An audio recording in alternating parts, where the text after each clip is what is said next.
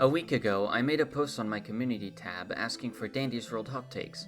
I got a pretty good amount of responses, some of them were hotter than others, but nonetheless, I chose some of the ones I thought would be interesting to cover. But first, a brief disclaimer. All the hot takes shared here are just people's opinions. If you disagree with them, that's okay, but you don't have to harass or insult anyone for their takes, even if you think they're bad. There is such a thing as politely disagreeing with someone, and I'm sure we can all be mature here. Also, just because I disagree with a take, it doesn't mean I think the person is dumb or anything, by the way. There's gonna be some takes here I'll disagree with, but that doesn't invalidate their opinion. Remember to respect everyone's opinions, this is all in good spirits. It's still baffling to me that this has to be said, but whatever. So, let's get started. For our first hot take of the day, hot take. Cramped maps aren't bad. Like, yeah, they're hard, but that doesn't mean they're poorly made. I think there should be more floors that are hard to traverse, tight corners, hard passes. I want maps to be diverse, that includes being small and difficult to traverse. This take is interesting, although I'm going to have to disagree. The problem people have with small maps isn't that they're difficult to traverse per se, it's that on such a small map, the twisteds clump together and all linger around the same places, never allowing you to go anywhere. Like, yeah, that makes it difficult to traverse, but it also bogs down the gameplay to a snail's pace, and it isn't fun to get locked in a room for minutes on end trying to find an opening to move. I feel like a map being difficult to navigate and being small are two different things. I'm fairly certain a map could be made with tight corners and hard passes without making it so there's no room for the twisteds to wander. Big floors are kind of necessary for the game, because if the maps are too small, the twisteds won't be as spread out, and it'll just make playing without a distractor even more of a nightmare than it already is, because they'll just never give you a break and allow you to go anywhere. I do agree though, a map with tight corners and a cramped feel would be pretty cool, but it can still be done without the map itself being tiny. Our second hot take is, I mean this in the nicest way to the fandom as possible, but some of y'all can't see lore unless it's spelled out to you. Hard agree. Honestly, the amount of people acting like Bobette's character was completely changed when the second Christmas event hit Dandy's World has been genuinely rage baiting me in the last 3 months. That's a bit of an exaggeration, but yeah, my point still stands. When the Bobette lore room came out, a ton of people were like, oh, Bobette's old character was so bad, she's so much better now. So let me put on my character analyzing goggles for a second. When you compare what they call the old Bobette with the new Bobette, the better version is just the version where she turns to the camera and explains what's wrong with her point blank to the player. While the old one was more subtle in its storytelling, never outright stating what was wrong, but dropping hints that could be picked up on and analyzed to come to the same conclusion as the new Bobette. If you don't believe me, check out my Bobette character analysis. It was released right before the second Christmas event, and I got a ton of it right. It may sound rude, and sorry if it does, but it's the truth. The only tangible difference between the old and the new Bobette is that we got lore notes telling us what was already shown, and we also learned Arthur was partially to blame for Bobette overworking herself. That's it! The old Bobette and the new Bobette are kind of show and tell respectively. The old one basically showed a lot, but the new one just blankly had to tell what was happening because no one got it the first time. It's such a shame too, because this game has a surprising amount of stuff to look into if you just read between the lines, but most of the fanbase is unable, or rather unwilling to, and acts like there's nothing to see unless it's put in a big sign with bold neon letters and like 57 arrows pointing to it. I guess this all ties back to the whole media literacy is dead thing. I know it's kind of said a lot, and you're probably bored of hearing it, but it's said a lot because it's kind of true when you look at it. So yeah, I heavily agree with this take. Next up, we need genuine toon reworks before we get any new ones honestly. Like Ginger levels of reworks to like at least a third of the cast. I don't know how much of a hot take this is, but I've seen a lot of people mostly mention buffs to toons, but this person is suggesting Ginger level reworks. Honestly, I partially agree. I think a lot of toons have very clearly been left behind. Tisha is just a worse flight than Bobette, for example. I do think a lot of toons could use readjustments, especially since a lot of them were made before the distraction meta was a thing, and before Quell started balancing the game with distraction in mind. If tunes like Pebble and Ginger can get reworks to make them fit better into the game's current balancing philosophy, why can't others? Although, the part that makes me partially disagree is Ginger level reworks to like at least a third of the cast. I don't think I'd go that far personally. I think most tunes will do just fine with simple buffs or stat changes. Only tunes I'd say could use big ability reworks are tunes like Toodles and Tisha, and even then, if the numbers on their abilities were made bigger, they'd definitely be better. Like, make Tisha have a stronger speed boost than Bobette, so that hers being on a cooldown makes sense. Imagine buffing Toodles so that her ability gave her 50% boost, so she's basically a jawbreaker on a cooldown, and make it unable to roll stealth just like Gordy's active. Now you have a really awesome and strong tune without making major changes like the Ginger rework did. So yeah, I agree with the sentiment that a lot of tunes need love, but reworks for a third of the cast is a little much for me. Hot take number 4? Twisted Dandy doesn't need a buff, he's perfectly balanced because he has other rare Twisted supporting him that Dial doesn't. This one's interesting, but I personally disagree. While yes, Twisted Dandy can be a threat, especially if you get a nasty Twisted combo with him, I don't think that him only being threatening in certain combos is good for him. He's a lethal, and supposed to be scary. If he needs support from other Twisteds to be truly threatening, then he's not doing a very good job at it. Especially since he's so easily distractible. He's slower than Twisted Shrimpo. You can outwalk him as a 3-star speed tune and Doc Plush. Besides, even before the Dial update, Twisted Dandy wasn't very menacing. What made him scary was that he was one of a kind. Being the only lethal meant he was the only one able to one-shot tunes. With Dial arriving, we now have 2 tunes with the ability to one-shot, and it's clear Dandy has fallen behind. Even with other Twisted supporting him, he's barely a problem. Again, he's slower than Shrimpo. I think he still needs a buff. This one's long, so I took out my favorite part because I think it's interesting to talk about. Starting off with the tunes, specifically the non-mains or side characters as they're called in the lore. Realistically, there's way too many side characters for a children's show with the tune count now being around 40, unless they appear as background characters themselves and the artists in the in-game show don't draw other one-off random side characters. There's also too many side characters, and that also brings in another problem of not leaving any time to develop or know any more of the existing characters most of the time. Although I do think this is a fair opinion, I will respectfully disagree. Asking for the game to have less characters is like asking, like Overwatch to have less heroes. In the end, this type of game kind of requires having a wide selection of characters, since they're the main thing that changes the gameplay loop between runs. If this was a different game, or even like a character-focused TV show like The Amazing Digital Circus, I would actually agree though. It's just that this kind of game needs a big cast to have variety and selection. And to the second point of there being way too many characters for a children's TV show, I'm also gonna have to disagree. 40 actually seems rather low for a TV show of Dandy's World magnitude in this universe.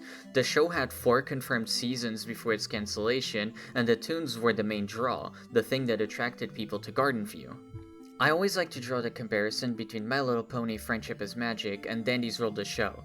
Both are shows with a children-focused audience, they have a large group of 6 main characters, counting Pebble for Dandy's World, and seem to focus on the characters as a focal point to sell merchandise, as we can see in maps like the gift shop.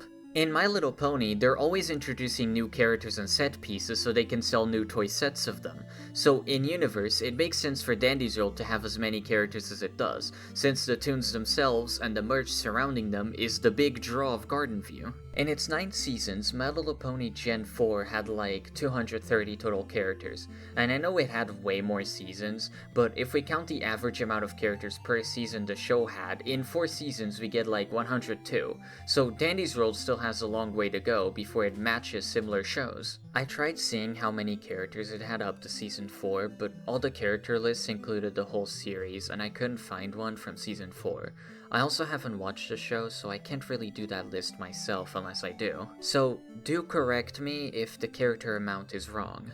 It is true a lot of the side characters get way less focus, and it is a huge shame. I do agree on the front that we should get more energy put into fleshing out the lore for some of the other characters, but thankfully it seems that's what's happening. With the art gallery, library, and aquatic map coming out, we did get a few crumbs on non-mains. It's definitely still not enough, but it's a step in the right direction. But I disagree that we have too many tunes.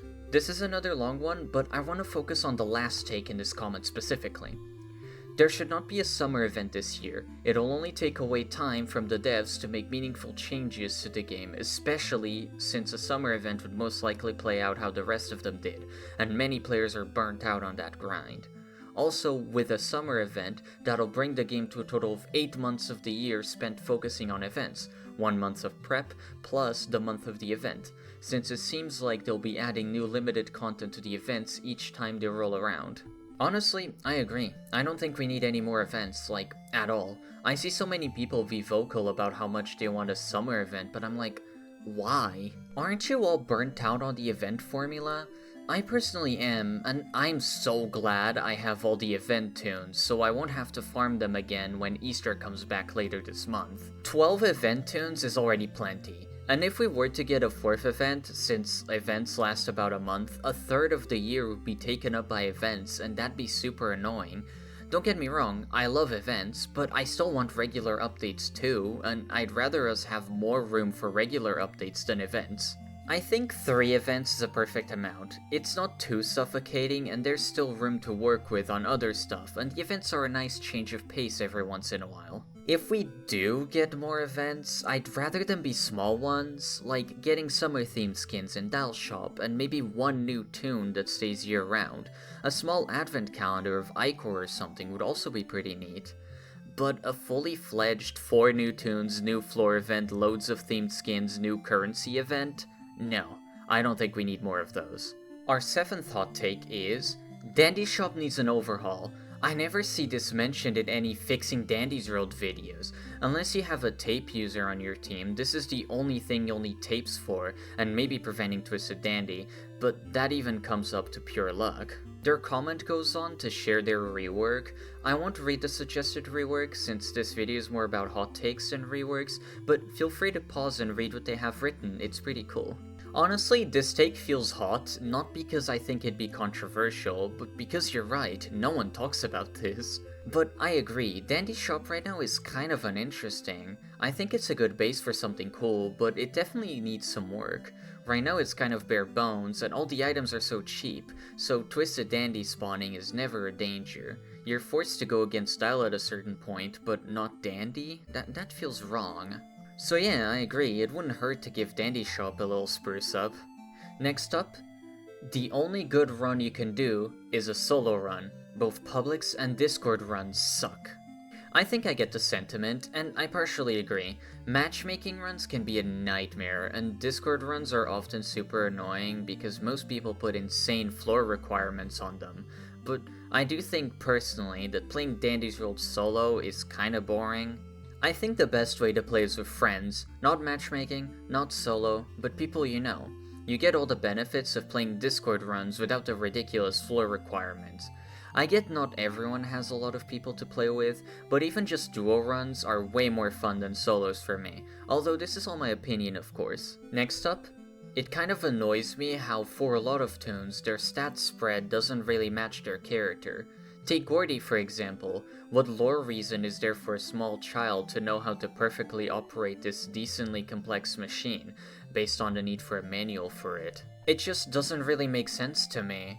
I've seen a lot of people who dislike Glisten for having bad stats, but one of the reasons they're my favorite character is that their stats make perfect sense and further show their personality.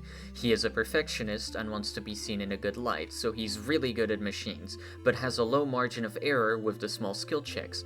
Details like this make me appreciate the characters a lot more. I feel like instead of giving tunes stats that match them, recently has just been really high extraction for no reason. Maybe I'm missing something about the characters or reasoning, but to me, it makes characters who have high extraction, which is based off of their personality, stand out less. Honestly, yeah, I agree with this take. I think tunes whose stats match their personality are really cool, and I love the way you explain Glisten's stats. Here's some other tunes with stats I like. Yada is fast, which conveys her energetic personality, and her low stamina kind of makes me think of sugar. When you eat a lot of sugar in one sitting, you get a sugar rush, which is a quick boost of energy that quickly fades. So her having low stamina really fits her character to me. And her 2-star stealth also makes sense considering she's so bright and colorful. I also love Brightney's stats. Since she's a lamp and is said to be really bright, her stealth being so low makes a ton of sense, and since she's smart and loves reading, knowing how to extract machines makes sense for her as well. Sylvester is another one I like. He likes to roleplay as this mighty knight who protects everyone, but in reality he's kind of a bum. So he's super slow and has really low stamina, but he's really good at extracting, which kinda shows he's a nerd.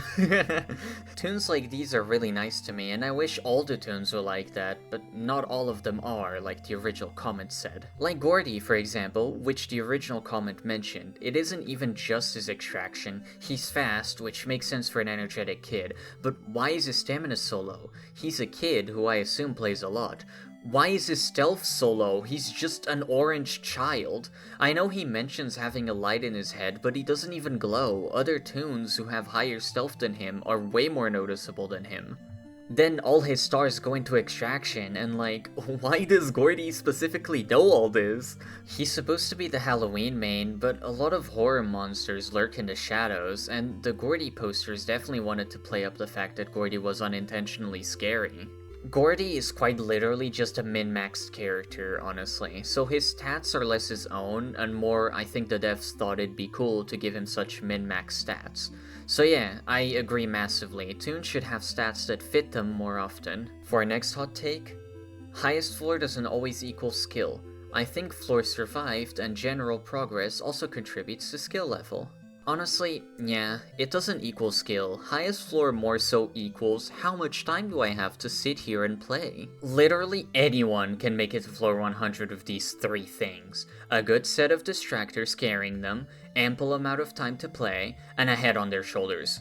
The only true skill that it takes to get to high floors comes from the distractor's end, since it's actually a tough job to distract, especially bad twisted combos. But the only skill extractors have to show is don't get in the distractor's way, which is as easy as keeping an eye on them and not going close. I think a better signifier of skill would perhaps be highest floor while being a distractor, or as the commenter said, total floor survived. So yeah, this hot take is super correct and based. So, those were the 10 hot takes I decided to talk about. I've been reading a lot of other people's hot takes, but what's my hot take? Well, I do have a couple, but I'll choose one. My hot take is that yes, there is such a thing as stealing items, machines, and tapes, and I'm tired of people acting like there isn't to justify their poor teamworking skills. Like, seriously, a ton of people like to act there's nothing wrong with doing that, and to an extent it's true. It's fine to take things every once in a while when there's a window of opportunity and it's clear no one else is gonna. I won't lie that I've taken tapes off the ground when the sprout missed them and the floor is about to end. And while I don't think harassing people who steal items and machines is a good thing, I also don't think they're in the right for taking them. I'll talk about items first. Honestly, stealing items is 100% a thing. If you have a Sprout and or Ginger on your team, it's just basic teamwork. If you don't take every item off the floor, that's more tapes the Sprout can get, and that helps the team. If you don't take boxes of chocolate, bottles of pop, or heals and leave them for the distractors, that helps the distractors live longer, and it helps the team. If you let the fast extractor like V extract a machine instead of snatching it from her when you're playing Goob, the machine will be completed faster and the floor will end quicker, so it'll help the team get to a higher floor faster. Do you see a pattern here? Dandy's World is a team game, and that means you must acknowledge your teammates' strengths. Yeah, it's fine to extract if you're slow at it, there's enough machines for everyone in later floors, but being greedy over machines will only slow everyone down unless you're playing like Gordy. I don't mind people playing like Extractor Goob, for example, but when they're greedy and they keep taking every machine they can get their grab pack looking hands on, it ends up slowing down the run majorly. You end up wasting a ton of time waiting for the final machine to be popped if one of these slow extractors gets their hand on it, and if they do that every floor, that quickly adds up to a lot of wasted time. Not to mention, a lot of slow extractors are really fast, so why are you taking the first machines you see and forcing the slower toons to go look further away? Leaving the close ones for the slow tunes and using your speed to reach the further away ones faster would be way more efficient, no? That's what I always do as Extractor Blood. It's not rocket science. It's a team game. And if you don't want to work in a team and would rather play like you're playing solo but with other people there, then you're not playing the game correctly and you should just play solo. Now, that's a hot take, I think. I wonder how many people are gonna go in the comments about this one. Well, those were some of the hot takes I could find. Sorry if your comment wasn't in this. There were a ton of interesting hot takes that didn't make it into this video purely because of time. I may make a part 2 that's with more hot takes I had saved but couldn't get to. Let me know if you'd like to see that. But yeah, don't harass any of the commenters in this video. You can disagree with their takes without being disrespectful. Anyway, do like the video if you liked it, maybe hype it if you have the means. Also, don't forget to subscribe if you like my channel and want to see more content from me. It really helps me out when you do. And as usual, thanks for listening to me yap about Dandy's World once again. Goodbye.